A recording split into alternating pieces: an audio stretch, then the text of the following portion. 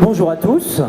Donc là, nous allons parler dans cette table ronde de ce qui fournit toute l'iconographie et l'affiche du festival, c'est-à-dire vers une ville biomimétique.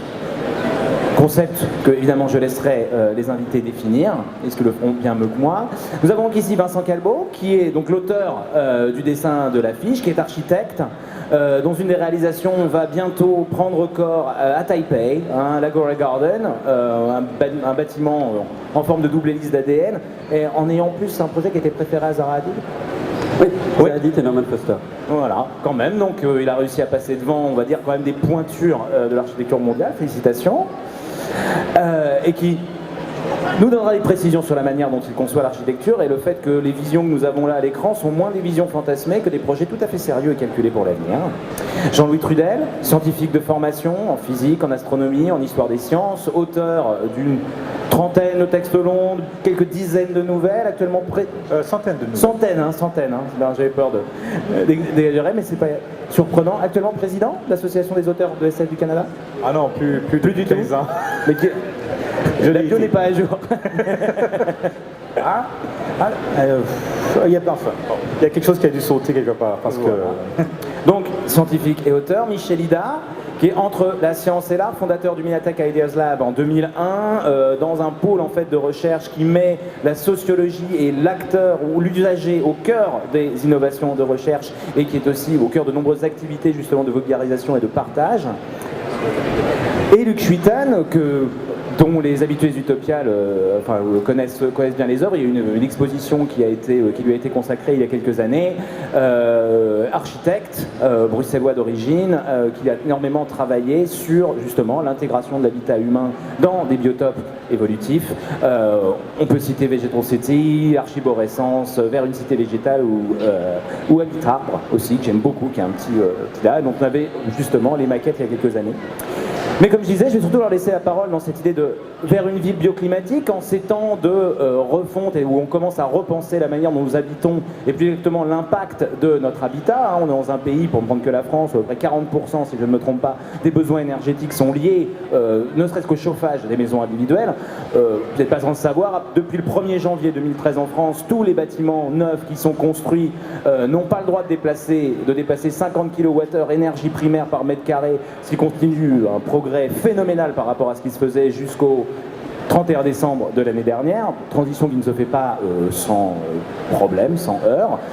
Le même mouvement est tout à fait dans toute l'Europe. À partir de 2015, tous les bâtiments en Belgique, les nouveaux bâtiments devront répondre aux standards passifs, donc moins de 15 kWh équivalent, enfin moins de 15 kWh au mètre carré, sans toute la complexité et la prise en charge des énergies primaires comme dans la réglementation française. Ceci dit, prendre l'habitat individuel ou simplement des calculs thermodynamiques, ce sont des choses relativement simples et finalement c'est abordé par les unités, un problème qui est beaucoup plus global. Et dès qu'on passe à la ville, là on se retrouve dans quelque chose qui est effectivement beaucoup plus complexe, qui affecte l'ensemble de l'organisation de nos sociétés et qui surtout s'appuie sur une histoire. Les villes, en tout cas au XXe siècle, la manière dont on a conçu l'habitat et les villes à partir de la révolution industrielle, du développement des nouvelles technologies, de l'acier, du béton et du verre, ont fourni une forme de paradigme qu'on le voit extrêmement bien aux États-Unis avec ces villes verticales, avec ces grandes constructions justement de gratte-ciel, de style international, c'est-à-dire ces grands immeubles de verre, mouvement qui s'est relativement arrêté maintenant aux États-Unis mais qui est repris en Chine et en Asie de manière très très dynamique et sur des échelles encore relativement inconnues. La bataille qu'il y a eu lieu, qu'il y a jusqu'à il y a un demi-siècle aux États-Unis, du gratte-ciel le plus haut du monde, aujourd'hui ce sont des compétitions qui jouent en Asie et au Moyen-Orient, avec parfois de manière assez, on va dire, presque caricaturale. Ce mouvement, en un sens, donc n'est pas en train de s'arrêter. Ceci dit, en Europe en tout cas, et partout dans le monde, on commence une réflexion sur la manière dont on va transformer notre habitat, de quelle manière peut-on rendre nos villes compatibles, durables, et faire en sorte que le développement exponentiel de notre habitat et de notre population ne nous fasse pas, pour résumer, ne nous amène pas à notre propre perte, en tout cas un épuisement des ressources dont nous dépendons et nous sommes les produits. Donc en ces temps de changement de paradigme, on peut effectivement avoir un discours très inquiet sur l'impossibilité qu'il y a à convertir une ville comme Los Angeles au déplacement à pied ou en vélo. hein. Il y a quand même, disons-le, il y a un petit côté cocardier de la part des Européens à voir la manière dont nous avons moins besoin par individu de ressources naturelles que les méchants Américains. Ceci dit, rappelons quand même que nous vivons, nous, dans des villes qui ont plusieurs siècles, qui ont été conçues à un moment où les gens se déplaçaient à pied, puis à cheval, puis avec des carrioles, alors que plusieurs des mégalopoles américaines ont été construites autour de la voiture, et que cette part de l'histoire est fondamentale dans la manière dont ils ont pensé leur espace, dont ils se sont organisés, et donc l'effort qu'ils auraient à faire de transformation de leur ville et de leur mode de vie serait bien plus impressionnant, rapide et radical finalement que pour nous. Simplement en s'appuyant sur des données simples, géographiques, physiques. Mais, passé ce préambule, juste pour replacer quelques repères dans le débat, je voudrais laisser la parole à nos invités et qu'ils nous définissent en fait ce concept même de qu'est-ce qu'une ville biomimétique. À tout seigneur comme d'honneur, en commençant par Vincent. Donc, on fait bien la différence entre biomimétisme et bioclimatisme. Donc, le biomimétisme, c'est le fait de faire de l'ingénierie inspirée des sciences du vivant. Donc, les trois principales sciences du vivant dans les biotechnologies sont le biomorphisme, la bionique et le biomimétisme. Maintenant, dans la nouvelle génération d'architecture, on essaye de plus en plus de s'inspirer des formes de la nature, car la nature utilise toujours un minimum d'énergie par la photosynthèse, elle essaye toujours d'utiliser un minimum de matériaux, elle essaye toujours de faire en sorte que tout soit recyclable, elle essaie toujours de privilégier l'expertise locale et l'interaction entre les êtres vivants d'un même écosystème. Donc, par le biomorphisme, par exemple, on peut créer des formes architecturales ou des schémas urbanistiques qui s'inspirent des formes de la nature, comme par exemple les formes spiralées des nautiles, comme par exemple la structure micro-perlée des carapaces de scarabées, qui permettent dans des milieux désertiques d'absorber un maximum d'humidité. On travaille aussi avec la bionique, qui elle ne s'intéresse pas aux formes de la nature, mais qui s'intéresse aux structures de la nature, comme les structures des feuilles d'arbres, les structures des ailes d'oiseaux. Et enfin, on travaille avec le biomimétisme de façon beaucoup plus large, plus à l'échelle urbaine, pour étudier toutes les interactions justement entre les êtres vivants d'un même écosystème mature, tel une forêt tropicale. Avec ces trois technologies, le but c'est de créer une architecture, un urbanisme bioclimatique. Le bioclimatisme, c'est quoi? C'est essayer de faire des bâtiments passifs, c'est-à-dire qui, suivant leur orientation par rapport aux données climatiques, le soleil, le vent, génèrent passivement leur énergie en accumulant l'air chaud en hiver et en étant naturellement ventilés en été. Et ensuite, ces règles de bioclimatique peuvent être implémentées par les biotechnologies, les énergies renouvelables, qui permettent de viser la construction de bâtiments intelligents, produisant eux-mêmes leur énergie et recyclant eux-mêmes leurs déchets. Et on arrive ainsi à un système centralisé de la production d'énergie, à un système décentralisé, un système distribué, où chaque bâtiment devient lui-même sa propre centrale énergétique, que cette énergie soit électrique, calorifique ou alimentaire. Comme auteur de science-fiction, je n'ai rien à ajouter, préciser ou retrancher sur la ville biomimétique.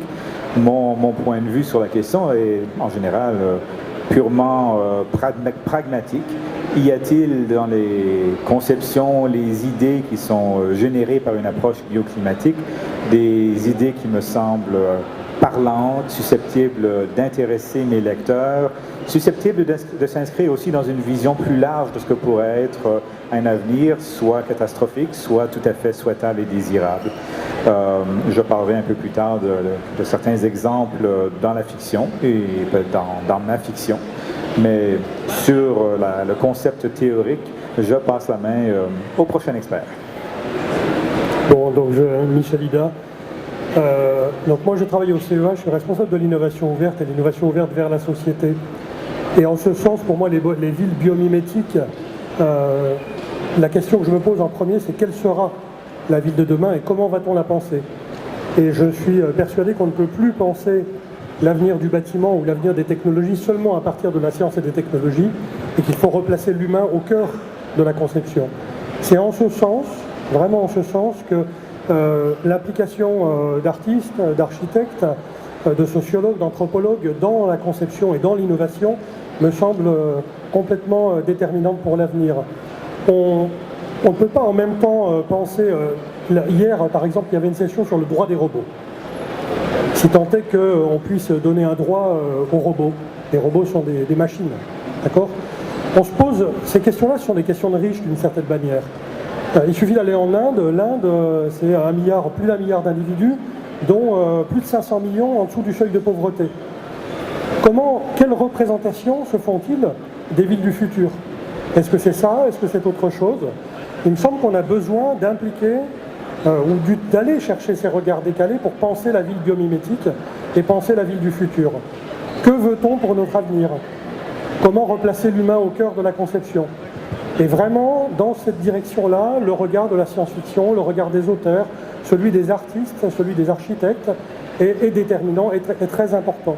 On ne peut plus confier au seul technologue le soin, ou au seul bâtisseur, constructeur de bâtiments, le soin de développer nos villes. D'autant que la ville, ce n'est pas seulement les bâtiments, c'est la mobilité, c'est l'énergie, c'est les territoires, ce sont les habitants. Moi, j'entends souvent parler de ville intelligente ou d'objets intelligents. J'oppose à ça, j'aurais envie de dire, la connerie ambiante. Il n'y a pas de ville intelligente, il n'y a pas d'objet intelligent. Ce sont les gens qui sont intelligents qui ne le sont pas, mais pas les objets. Et donc remplaçons-les au cœur de la conception, au cœur de l'innovation. Et c'est pour ça que je pousse depuis une quinzaine d'années aujourd'hui cette idée de travailler avec nos concitoyens, de travailler avec tout un tas de corps de métier pour repenser ces choses très complexes qui feront notre futur. Oui, la définition que Vincent a donnée du biomimétisme est formidable.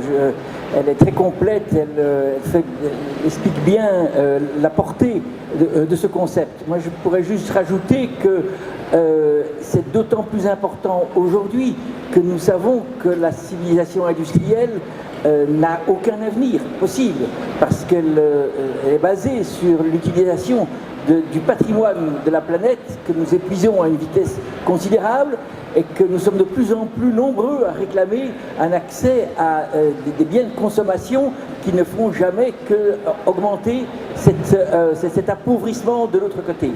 On a créé un déséquilibre qui ne fait que s'accentuer.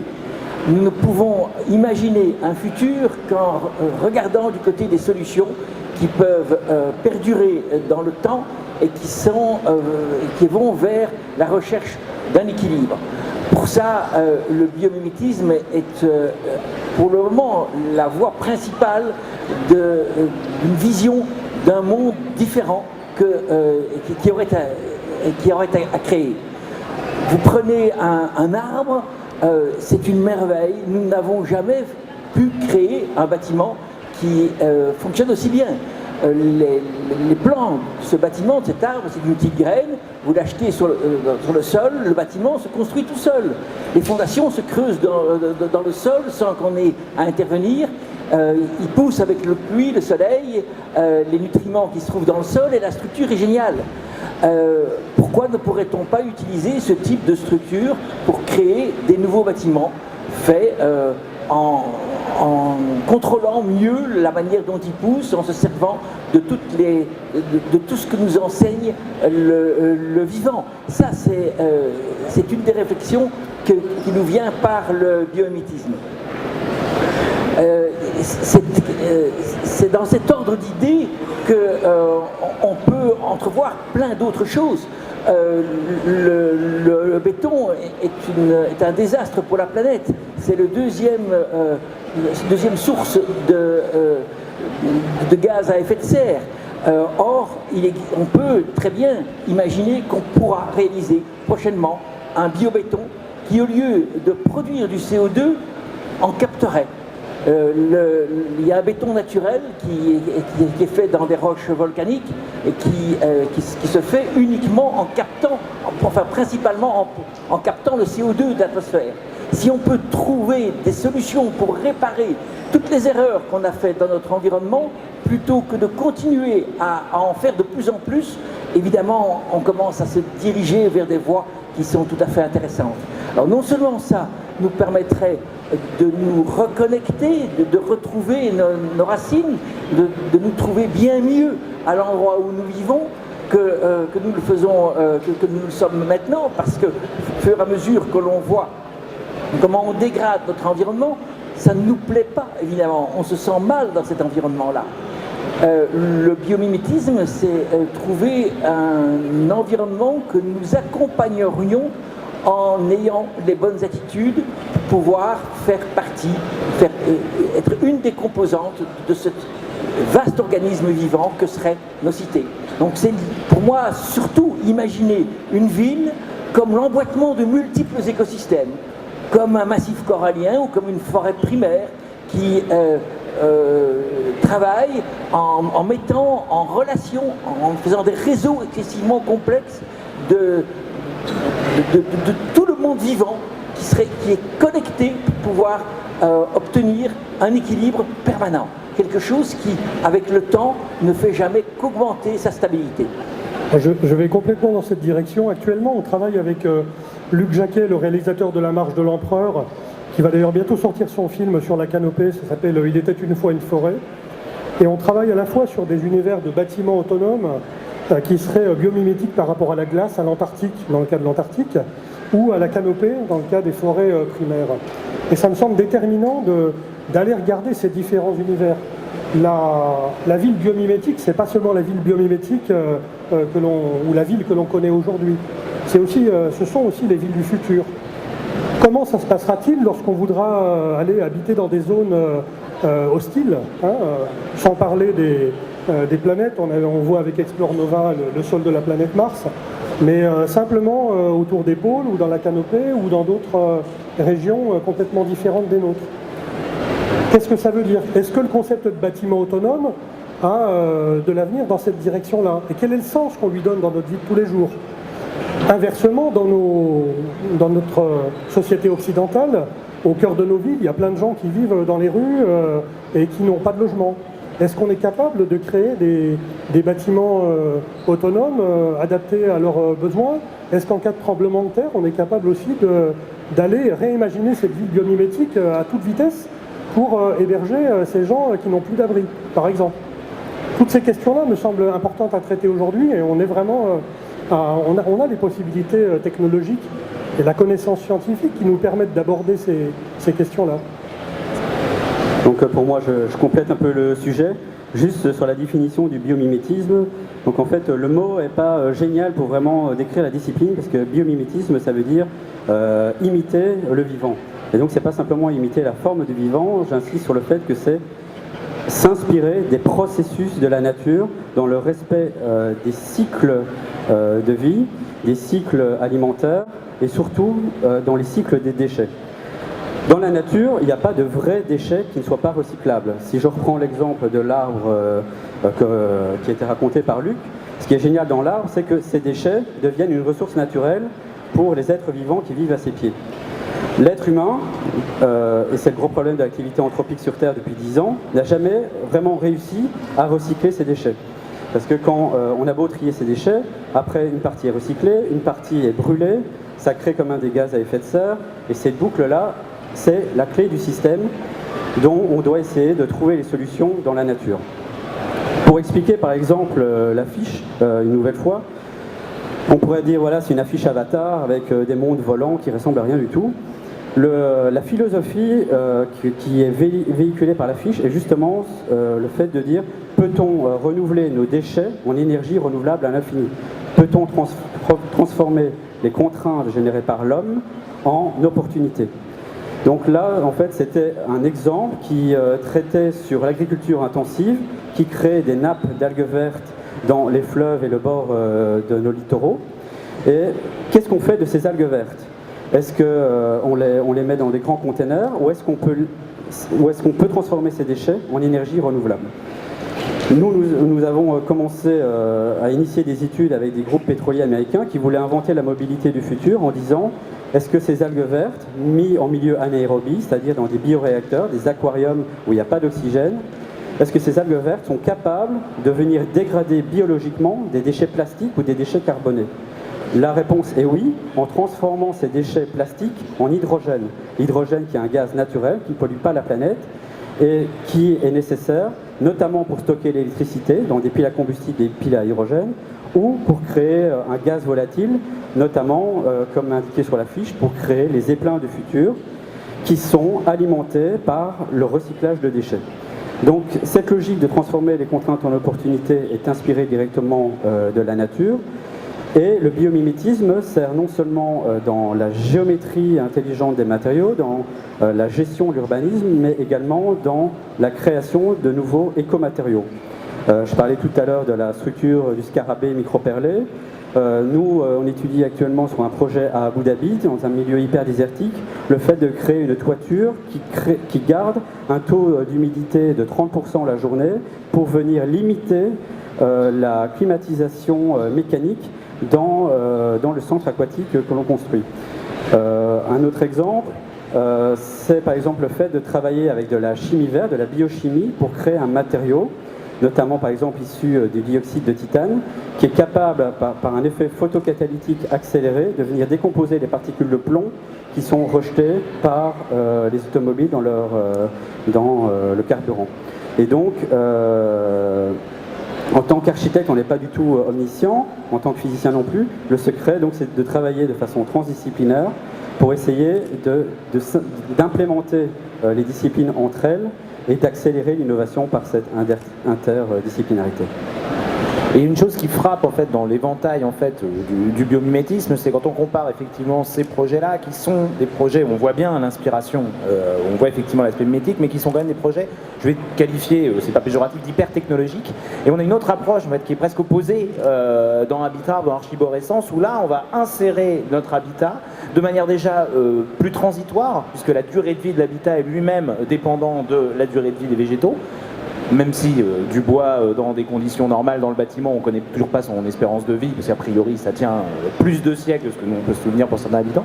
Et m'intéresse de voir justement cet autre aspect qui est celui qu'on retrouve dans Archiborescence, où là on va insérer son habitat et où c'est le végétal même qui de lui-même va fournir les fondations et toute l'architecture et toute la charpente, etc. Et finalement qui va aussi conditionner les rapports des humains entre eux. Oui, pour moi, cet univers et celui de Vincent ne sont pas du tout contradictoires, ils sont complémentaires. La recherche doit être faite dans tous les domaines possibles. Nous ne devons pas créer des mondes et des solutions qui soient univoques, qui ne développent que dans un sens. Nous allons avoir besoin de toutes les énergies, de toutes les forces pour arriver à créer quelque chose. Moi, j'ai exploré un domaine un peu plus particulier, qui est de dire on ne va pas raser nos villes, on va aller garder le maximum, tout ce qui est possible de garder, mais on va y rajouter des nouveaux éléments, on va mettre des nouvelles peaux à ces bâtiments, on va les travailler autrement, et on va surtout les reconnecter. Je travaille pour le moment assez bien sur Sao Paulo, cette mégapole gigantesque qui a plein de problèmes de fonctionnement. Mais juste à côté, dans la forêt atlantique, la température est tout à fait agréable et supportable l'été, tandis que dans la ville, la température est insupportable. Il y a 10-15 degrés de plus que dans la forêt juste à côté. C'est simplement parce qu'on a tout fait à l'envers. On a conçu ces bâtiments en verre et en béton qui surchauffent au soleil. Dans la forêt, il y a une canopée qui crée une ombre, qui crée un microclimat qui est tout à fait agréable. Et dans la forêt de béton, on a mis un conditionnement d'air qui chauffe l'extérieur, refroidit l'intérieur, et plus on refroidit l'intérieur, plus on chauffe l'extérieur, plus il faut refroidir l'intérieur. On est dans des cercles vicieux. On pourrait rentrer dans d'autres manières de voir les choses, simplement en réintroduisant une partie de la forêt équatoriale, de ces plantes épiphytes, dans la forêt de béton, les intégrer de manière à ce que l'on crée à l'intérieur la réponse aux besoins essentiels de l'individu, le nourrir, mais lui offrir un lieu de vie qui soit tout à fait agréable, en prenant les choses à l'endroit. Cette fois-ci, cette hypothèse de travail va tout à fait dans un sens biomimétique. Elle elle est complémentaire à ce que fait Vincent, qui lui travaille sur des nouvelles structures qui devront elles aussi exister. Et je pensais effectivement cette approche-là de réintroduire le végétal dans la ville, c'est un peu l'approche qui est en train de se développer en pas mal de villes, de revégétaliser les toits, de revégétaliser les murs. On a déjà les premières expériences absolument magnifiques, ne serait-ce qu'au Quai Branly à Paris, il y en a d'autres. Je crois que si je me rappelle bien, c'est à Tokyo, à partir de déjà maintenant, on n'a pas le droit, à partir d'une certaine surface de toit d'un bâtiment, de ne pas le végétaliser. Mais ce qui me frappait, c'était que finalement les solutions trouvées par des architectes avec une synergie de compétences au niveau du bâtiment même, ce qui apparaît assez clairement, c'est que c'est qu'un bout de la solution et que finalement la ville biomimétique, et là, je vous redonne la parole, mais aussi, je veux dire, en science-fiction ou plus loin, ça implique des changements finalement plus profonds et des changements qui sont de plus grande échelle et dans la manière qu'on a de vivre ensemble, de vivre avec la technologie et que on n'est pas juste à un niveau d'introduire des technologies qui permettent de réduire notre empreinte. On est dans des modifications qui me semblent plus profondes et plus fondamentale de la manière dont on vit avec notre environnement et par conséquent les uns avec les autres. C'est dans nos têtes qu'il faut changer. C'est exactement ça. Est-ce que ça a vraiment du sens? Et moi je crois très fort à cette chose-là. La deuxième chose, c'est qu'il faut absolument expérimenter. On ne peut pas rester dans les idées simplement. Ce qui sépare l'œuvre, le génie de la folie, c'est l'œuvre qu'on est capable de réaliser. Donc c'est très bien d'avoir des idées, de les explorer, de les faire avancer, mais il faut être capable de les réaliser, de les tester et de les mettre entre les mains du plus grand nombre pour vérifier que ça a du sens. Donc, je prends par exemple dans les architectures de Luc et dans mes architectures, il y a beaucoup de bâtiments qui sont recouverts de végétation. Donc souvent la critique c'est de dire oui voilà c'est une végétation cosmétique qui est là pour mettre de la couleur verte sur les bâtiments et dire qu'ils sont écolos. En fait c'est pas vraiment ça. Par exemple sur le projet Agora Garden qui est en chantier à Taïwan, c'est une tour qui est complètement recouverte de jardins suspendus et de murs végétaux. Et le but c'est quoi? C'est de isoler un maximum le bâtiment de la chaleur. Là-bas c'est un climat tropical, il y a 40 degrés, 100% d'humidité. C'est insupportable quand vous sortez dehors, vous avez l'impression d'ouvrir votre four dans lequel on fait rôtir un poulet. Et donc le but c'est de créer des tampons thermiques donc par ce système de façade transpirante, car effectivement la végétation crée un phénomène d'évapotranspiration naturelle qui permet donc de baisser la consommation d'énergie. Donc c'est aussi le but, avant de faire des maisons passives, avant d'intégrer des énergies renouvelables, nous on essaie aussi de travailler avec les investisseurs et les politiciens pour changer la juridiction. La juridiction par exemple en France interdit de construire des tours mixtes. Une tour mixte, c'est-à-dire une tour dans laquelle toute l'aile est et sud serait un immeuble de bureau et toute l'aile ouest et nord serait par exemple un immeuble de logement. Ce qui entraînerait, par exemple, on chaufferait 50%, la totalité des espaces de bureau la journée, et cette chaleur serait réintégrée dans les espaces de logement le soir. Ce qui, sans énergie passive, sans bioclimatisme, sans énergie renouvelable, baisse la facture énergétique du bâtiment de 50%. C'est actuellement impossible en France. Dans les pays émergents, qui eux ont des législations beaucoup moins sévères et moins poussées, on a en tant qu'architecte des champs d'expérimentation beaucoup plus larges et donc je pense que c'est dans ces pays-là qu'on verra les premiers prototypes où on a reprogrammé plus intelligemment la fonctionnalité des bâtiments pour ensuite l'implémenter par les énergies passives, le bioclimatisme et les énergies renouvelables. Inversement, à plus petite échelle, parce que la ville c'est pas seulement le bâtiment, c'est aussi nos actes quotidiens. Il y a quelques années, quand vous faisiez ce geste-là, ça voulait rien dire pour vous. Aujourd'hui, pour tous les gens qui utilisent un smartphone, vous faites ça, c'est agrandir la photo ou c'est accéder à des fonctions. Alors, on regarde comment fonctionne le vivant. Si vous allez au bout des stands qui se trouvent là-bas, il y a le dispositif iSketchnote. Et comment est né ce dispositif? C'est un artiste, encore une fois, impliqué dans nos travaux, Mathieu Belleville, qui a rencontré un historien, Timothée Jobert, et Jean-Luc Valéjot, qui se trouve au bout, et qui lui a dit « Moi, ce qui me gêne dans les dispositifs électroniques et informatiques qu'on utilise dans notre quotidien, c'est que le geste n'est pas libéré. Quand je suis devant un stylet sur une tablette graphique, mon geste n'est pas libéré. Et j'aimerais pouvoir travailler comme je travaille devant une feuille de papier ou devant une toile. » On a relevé le défi, on l'a présenté l'an dernier à Expérimenta, aujourd'hui au Tutopial.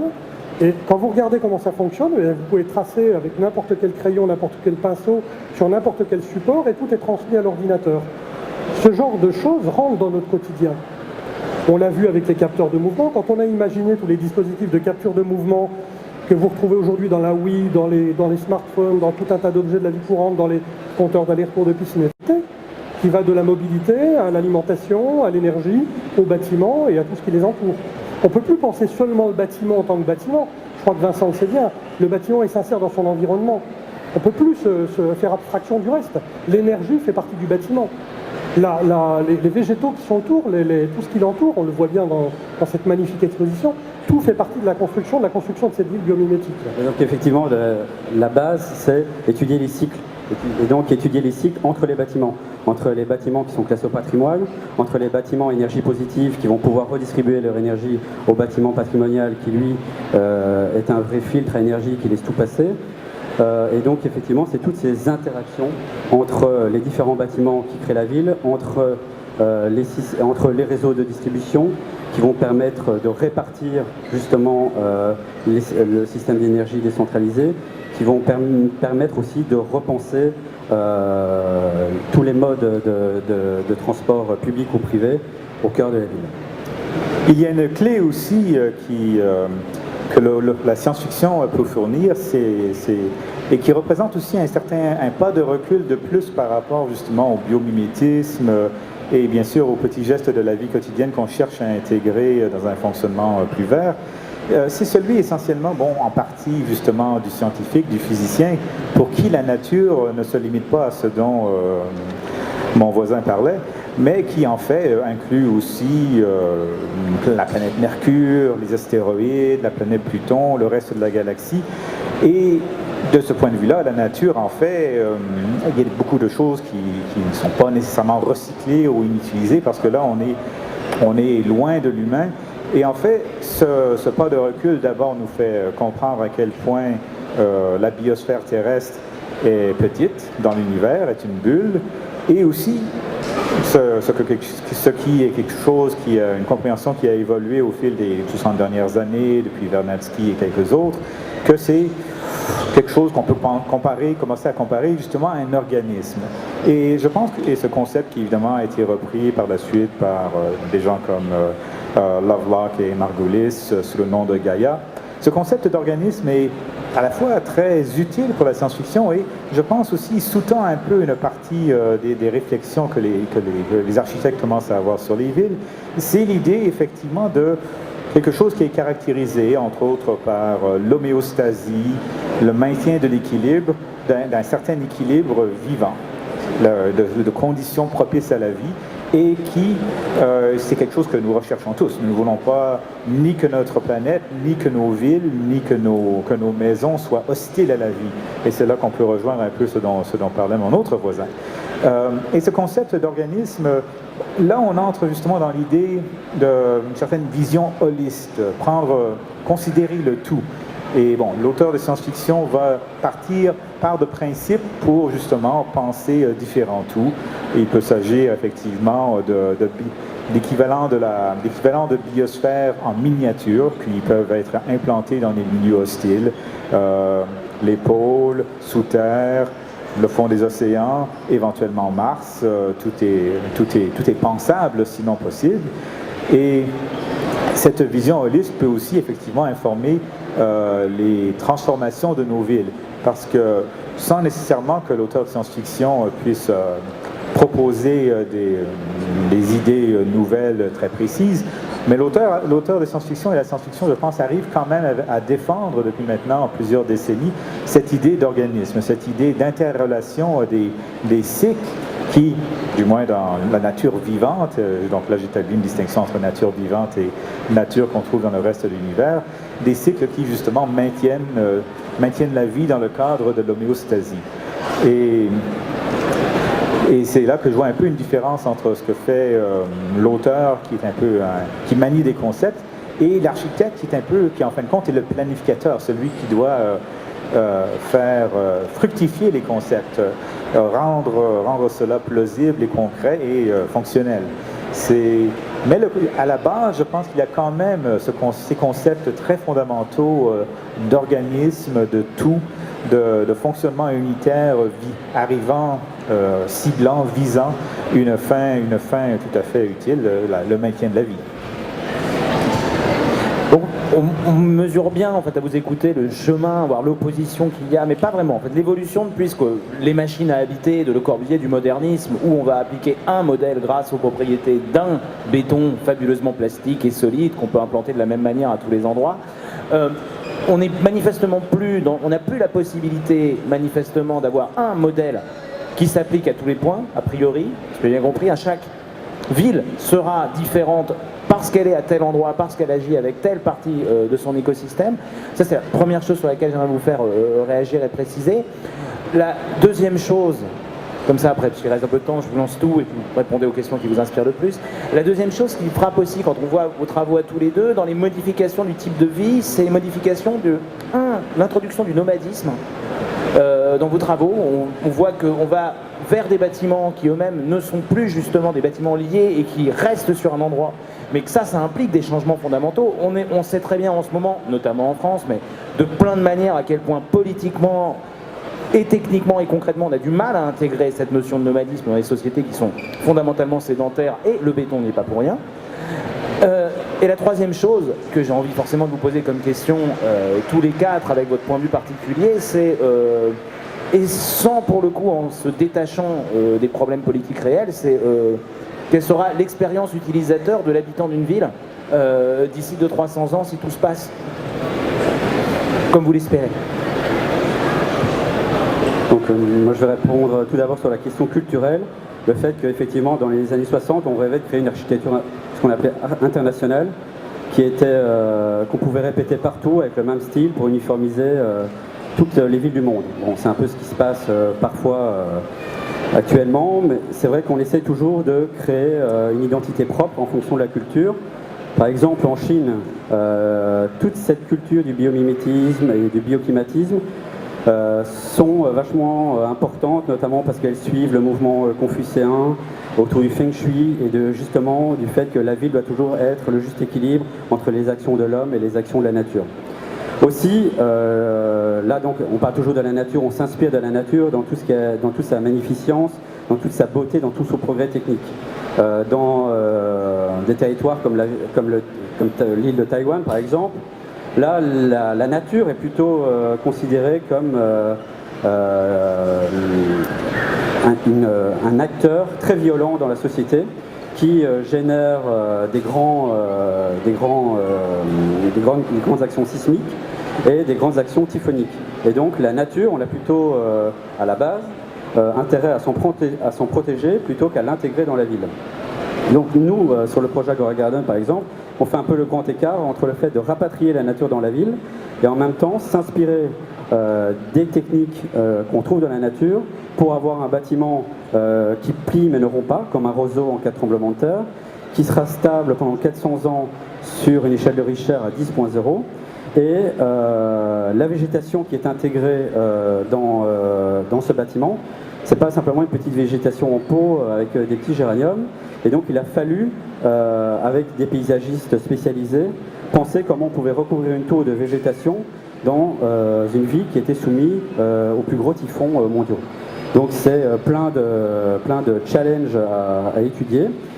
Et donc en fait on rêve d'un bâtiment qui serait, comme par exemple le temple d'Angkor Wat, complètement recouvert par une nature architecturalisée qui se serait formée sur un bâtiment patrimonial.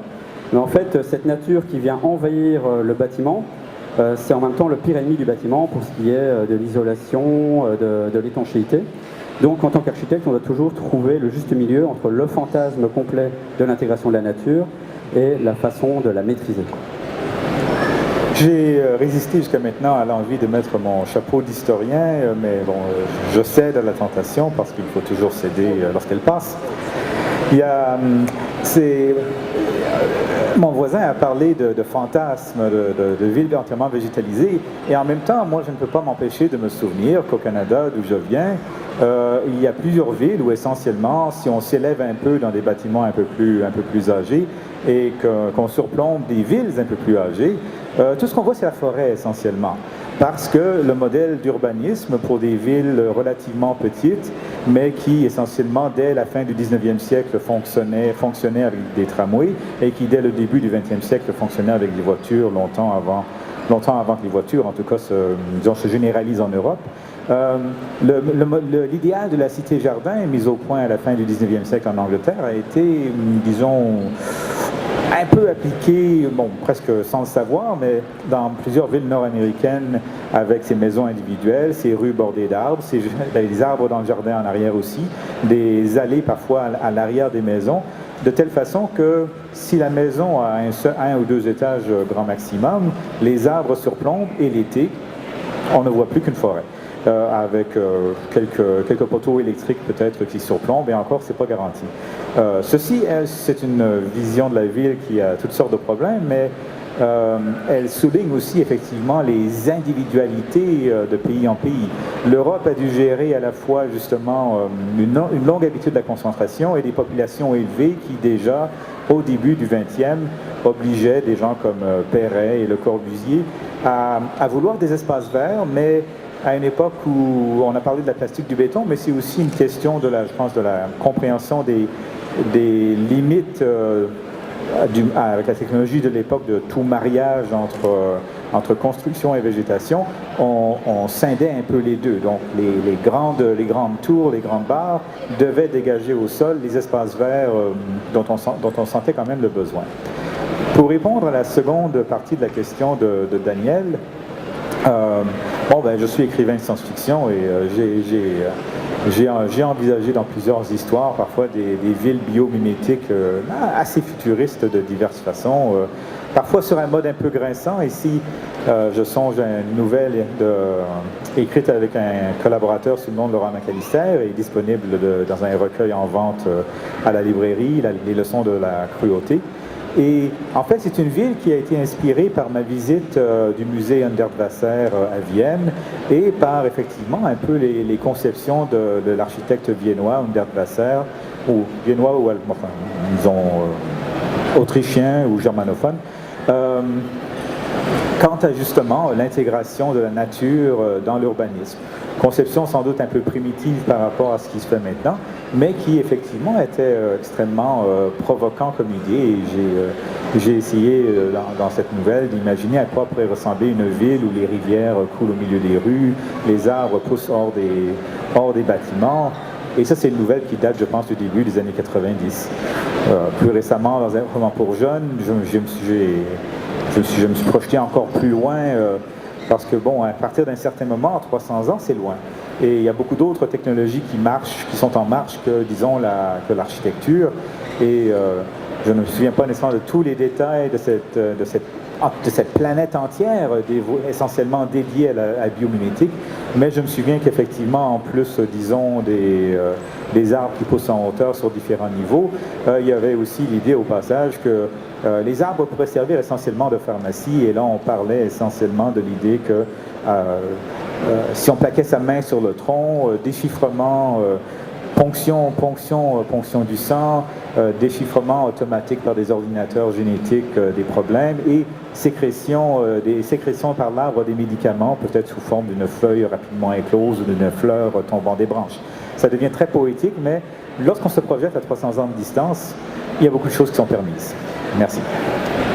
Donc je vais m'inscrire dans la continuité parce que je pense effectivement que la poésie et l'art seront des fils conducteurs pour imaginer ces villes biomimétiques du futur. Dans le passé, la ville, dans les siècles passés, c'était une ville, comme vous l'avez dit, qui est une ville protectrice. On construisait des fortifications pour s'abriter à la fois de l'ennemi, des bêtes sauvages, etc. Elle est devenue fonctionnelle ensuite. Aujourd'hui, on est dans une étape où, c'est un constat, les dernières grosses opérations immobilières, les appartements qui se vendent le mieux, c'est ceux où on a réintégré la nature près des appartements, où on a recréé des potagers pour chacun des habitants, etc. Et donc ça a vraiment du sens dans notre quotidien aujourd'hui. Demain, on le voit avec des projections comme celle de Luc ou de Vincent, on est dans une ville qui est empreinte de poésie et d'art. Donc il me semble très important que l'on fasse appel aux auteurs de science-fiction, aux artistes et aux poètes pour nous aider à décaler notre point de vue et imaginer ce que sera la ville du futur.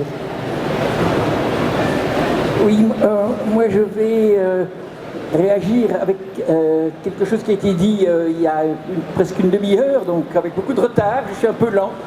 Mais il y a une question qui m'a semblé fondamentale, c'est celle sur les mentalités. Qu'est-ce qui fait que les mentalités évoluent? Pourquoi changerait-on de mentalité? Il se fait que durant quelques siècles, 2 ou 3 siècles, le temps de la civilisation industrielle, on est parti sur l'idée que la planète était susceptible de répondre à tous nos besoins. C'était une manne dans laquelle on pouvait puiser sans fin. Aujourd'hui, on sait que ce n'est pas vrai. Donc là, il y a un changement radical. On nous dit que nos réserves pétrolières, on n'en a plus pour longtemps, l'uranium également, les minerais, etc. Tout ça ont une fin programmée. La civilisation industrielle a programmé sa propre obsolescence. Nous sommes dans un système dont on sait qu'il va bloquer complètement dans peu de temps. Peu de temps à l'échelle planétaire, en tout cas moins d'un siècle certainement. Alors, qu'est-ce qu'on peut faire? Nous ne devons pas attendre la solution là, de là où vient le problème. C'est toujours en cherchant à côté du problème, dans l'alternative au problème, qu'on trouve des solutions. Et ce n'est qu'en changeant les mentalités que l'on peut comprendre qu'on peut trouver des solutions dans des comportements, dans des usages, dans des manières de faire absolument différents. Et qui est cette idée que nous n'allons pas nous entourer d'un ensemble de choses qui vont nous servir sans que nous n'ayons à participer à quelque chose. Donc pour moi, le mot magique qui est employé, c'est se reconnecter. Donc retrouver les liaisons essentielles, fondamentales, avec l'ensemble du vivant qui nous entoure. Nous sommes une petite partie d'un grand tout. Et dès le moment où nous agissons en tant qu'agents déséquilibrants, nous ne pouvons pas nous trouver bien. On ne peut pas trouver notre place, on ne peut pas être épanoui, heureux, on ne peut pas se développer dans un environnement et dans un contexte où on dégrade tout ce qui se trouve autour de nous. Donc la manière de changer ça, c'est dire nous pouvons jouer un rôle positif. On peut être l'élément qui va permettre de se reconnecter et de retrouver une juste place équilibrée avec l'ensemble de tout ce qui nous entoure. Et là, on va commencer à se dire, ah, mais c'est formidable ce qui se passe maintenant, on améliore l'ensemble du contexte dans lequel on vit. Et ça se fait de manière solidaire. C'est pas un individu dans son coin, c'est ensemble que ça se passe. C'est un projet formidable qui est excessivement enthousiasmant. C'est essayer de retrouver les liaisons que l'on a coupées, commencer à découvrir ce que c'est que le rythme des saisons, ce que c'est que du blé qui pousse, je ne sais pas, un jardin, de l'eau qui coule, le chant des oiseaux, tout ce qui nous manque dans nos villes qui sont vouées à la pollution, au bruit, au désagrément, etc., où on se balade dans des petites boîtes, où nous vivons hors sol, comme l'explique si bien Pierre Rabhi. Hors sol, on n'est plus connecté, on a perdu nos racines. C'est là qu'on erre un peu comme des êtres mal en peine. Et là, moi, je pense qu'il y a véritablement quelque chose de passionnant à faire dans ce domaine-là. Vincent, vous voulez réagir sur la notion de nomadisme. Il nous reste quelques minutes à peine, donc je vais laisser Vincent réagir dessus. On aura peut-être le temps de prendre une ou deux questions. Donc, je n'ai rien reçu comme projectile, donc on va pouvoir. Le nomadisme, juste deux sujets très contrastés. Le premier, c'est le fait qu'en 2050, 75% de la population, donc 75% des 9 milliards d'êtres humains vivront dans les villes. Donc il faut densifier les villes. On densifie les villes par une hyperconnexion, la dématérialisation, qui permet, via les nouveaux moyens technologiques, de moins voyager, en fait, de devenir plus sédentaire. Et la densification de la ville fera en sorte de rapprocher les lieux où l'on vit, donc nos maisons, des lieux où on travaille. Donc ça va pousser quand même à une certaine sédentarité. qui sera aussi augmenté par le phénomène de la génération post-carbone, où on va essayer de ne plus asphyxier nos villes par le recours systématique à l'automobile, et donc d'avoir des transports publics plus efficients et de favoriser le vélo, la marche à pied. Donc ça, je pense qu'il va y avoir une accélération de la sédentarité. D'une autre part, il y aura peut-être aussi une envie politique imaginaire de vouloir créer des villes nomades, comme par exemple le projet qu'on a développé de la ville Nénuphar, qui propose une ville autosuffisante en énergie, qui recycle ses propres déchets, qui produit sa propre énergie, qui propose une vie au-dessus de l'eau et en dessous de l'eau, donc une ville amphibienne. Et cela pose la question des futures populations qui sont en train d'émerger, car actuellement en 2013, il y a dans le monde 50 millions d'éco-réfugiés. Les éco-réfugiés, ce sont les réfugiés climatiques qui sont obligés de changer de territoire d'habitat à cause du dérèglement climatique par principalement la montée des eaux qui provoque la submersion des territoires et la salinisation des terres qui deviennent non cultivables. Et donc, dans notre société contemporaine, je pense qu'on va avoir le phénomène contrasté entre une hypersédentarité et une nouvelle recherche de nomadisme. Merci beaucoup. Si le peuple de la plante peut faire circuler un petit micro. Il y avait une question juste devant, je crois. Oui, juste devant là, ton premier rang. Il y a un homo sapiens sapiens adorable qui arrive avec un micro. Merci. Oui, très bien. Je suis extrêmement respectueux de vos idées, de vos expérimentations et de vos travaux respectifs. J'ai une question, en fait, j'ai un regret que j'exprime, c'est que j'aurais aimé qu'il y ait un économiste parmi vous. Et j'ai une question par rapport au pouvoir. C'est-à-dire qu'aujourd'hui, à l'heure actuelle, si on est pragmatique, on ne peut pas compter sur l'État pour financer des choses, puisqu'il rembourse sa dette. On ne peut pas compter sur les promoteurs pour financer des choses, puisqu'ils cherchent du profit. Donc, où est la possibilité ? Et est-ce que la possibilité n'est pas de se dire, on va réfléchir sur une ou deux générations, aller vers l'éducation et produire des supports pour les jeunes générations, des supports suffisamment évolutifs, en fait, comme quelque chose qu'on pourrait lire d'une certaine façon enfant, d'une autre façon adolescent et enfin d'une dernière façon adulte.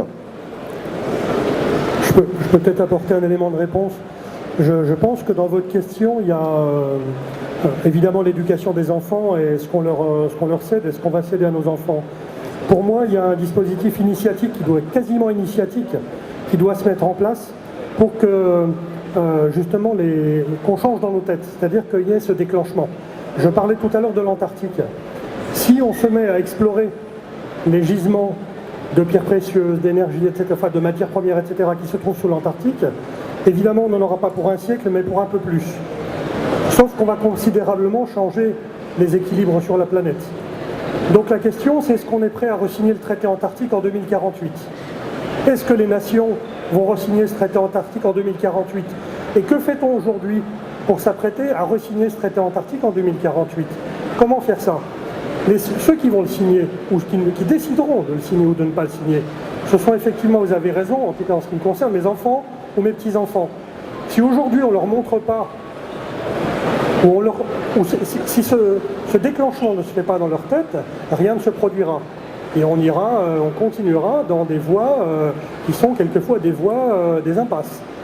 Donc à nous d'imaginer les systèmes, entre guillemets, initiatiques qui vont nous permettre de prendre conscience de ces phénomènes et de ce qu'il faut faire pour le futur, pour pouvoir se préparer et donc développer dès aujourd'hui ce genre de système et de processus. Donc moi j'essaie de rebondir, parce qu'en fait je ne suis pas du tout d'accord avec la première partie de la question, où le fait, forcément la pédagogie c'est hyper important, préparer les générations futures à inventer un meilleur avenir, c'est évident. Mais dire que, étant donné que le système politique est basé sur des quinquennats ou des responsabilités assez courtes, et dire que les investisseurs de toute façon sont destinés à faire de l'argent, et que du coup on ne peut rien faire, pour moi c'est un peu naïf de penser ça. Et justement je pense qu'il faut travailler avec l'argent, il faut travailler avec les investisseurs, il faut travailler avec les politiques, et en tant qu'architecte, il faut trouver les failles pour leur prouver qu'un bâtiment écologique leur apportera plus d'argent qu'un bâtiment classique. Donc, je prends une petite anecdote pour toujours le projet Agora Garden à Taïwan. C'est une tour de 20 niveaux qui est torsadée. La même tour, avec les mêmes niveaux qui n'auraient pas été torsadés, qui auraient été empilés les uns sur les autres, aurait permis de construire 10 000 m² de jardin en moins. Nous, on a trouvé la faille dans la juridiction de Taïwan, qui considérait que tous les balcons à ciel ouvert étaient considérés comme des surfaces de toiture qui pouvaient être construites en plus des 40 m² initiaux. On a donc construit une tour de 50 000 m² au lieu d'une tour de 40 000 m². Moi, en tant qu'architecte, j'étais vainqueur parce que j'ai pu proposer un concept écologique novateur à la tour, et l'investisseur était vainqueur parce qu'il pouvait construire une tour de 50 000 m² au lieu d'une tour de 40 000 m². Donc je pense que c'est ce type de partenariat et de logique intellectuelle qu'il faut partager, sinon on pourra toujours attendre et dire que la génération future fera toujours mieux que nous. Bon, il faut normalement qu'on rende la scène, quand même. Si vous avez un dernier mot, loin de moi l'idée de vous couper. Ben, je vous remercie tous. J'ai un dernier mot, mais je le prends à Théodore Zeldin qui disait « Faites de votre vie une œuvre d'art ». Et je pense que ça nous appartient à tous de faire de notre vie une œuvre d'art. Merci beaucoup. Merci à tous.